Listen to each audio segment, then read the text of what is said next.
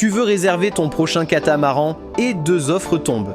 Un Lagoon 40 et un Lagoon 42. Même marque, taille presque identique, alors quelle est la différence? À la fin de la vidéo, tu sauras lequel te convient le mieux et pourquoi. Au fait, moi c'est Igor, skipper avec des dizaines de semaines passées avec des invités sur ce bateau et d'autres du même style. Avec l'expérience, je sais ce que les gens aiment vraiment à bord et ce qui finit par les agacer et je vais tout te partager ici. Après des années à skipper les deux modèles, je peux te dire que la différence est bien plus grande que ces deux pieds annoncés. Alors on y va.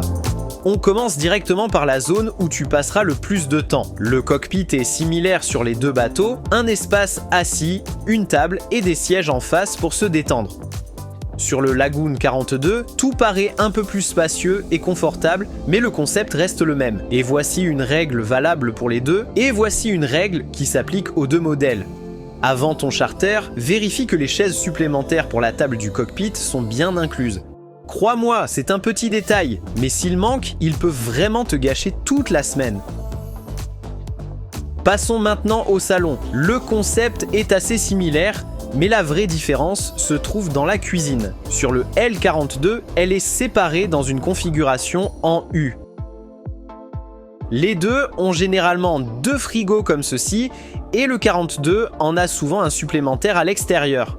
Je dois dire que tout sur le L40 paraît beaucoup plus petit. Deux personnes peuvent à peine se croiser dans le salon. Et il manque aussi des rangements essentiels pour la nourriture, alors que le L42 gère ça beaucoup mieux. Pour le reste, c'est quasiment identique. Tout le matériel de base pour cuisiner et les ustensiles sont là.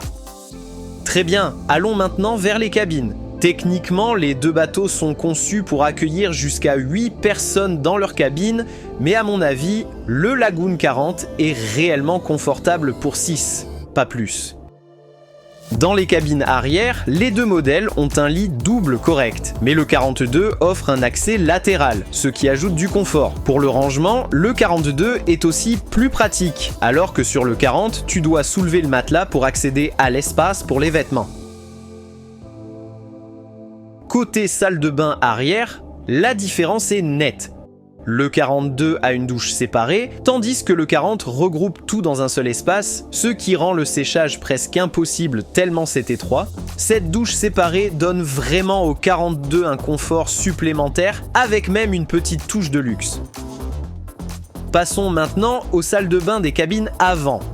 Ici, la situation est presque identique. Les deux bateaux ont une salle de bain combinée avec toilette, lavabo et douche. Sur le L40, il y a ce petit rideau pour éviter les éclaboussures, mais l'espace est vraiment limité.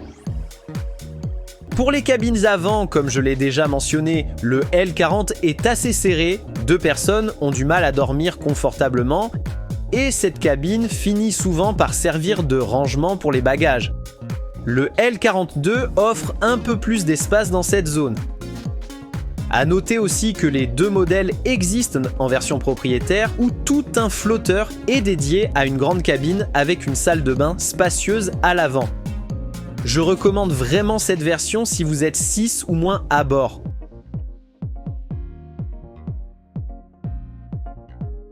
Et pour te donner une idée, les couloirs et les portes du Lagoon 40 sont très étroits, d'accord? Je fais presque 2 mètres, mais même ainsi, tout paraît bas et serré. Très bien, maintenant qu'on a vu l'intérieur, passons à l'extérieur. Pour ce qui est des postes de bar, ils sont presque identiques sur les deux catamarans. Chacun est placé sur une plateforme surélevée, à bâbord ou à tribord, avec des marches qui montent depuis le cockpit pour un accès facile. Si on regarde maintenant l'avant, on voit que les deux modèles suivent quasiment le même concept. Le trampoline et les sunpads sont similaires et ils partagent le même problème. Les coussins sont faits uniquement pour s'allonger et tu devras souvent ajouter quelques oreillers pour être vraiment à l'aise. Autre point à noter, il n'y a pas vraiment de porte-gobelets ou de petites tables à l'avant, donc l'aménagement reste assez basique. Les deux modèles ont 2 coffres de rangement, souvent utilisés comme cabine de skipper, de chaque côté de l'étrave, mais sur le Lagoon 42, ils sont un peu plus grands. Le 42 a aussi des coussins de bain de soleil supplémentaires sur le toit. Passons maintenant à l'annexe. Sur le Lagoon 42, la plateforme est un peu plus grande, ce qui permet d'avoir une annexe plus puissante et plus confortable. Le système de levage. Le Lagoon 40 utilise un treuil manuel, tandis que le Lagoon 42 est équipé d'un treuil électrique, ce qui rend tout le processus beaucoup plus rapide et plus simple.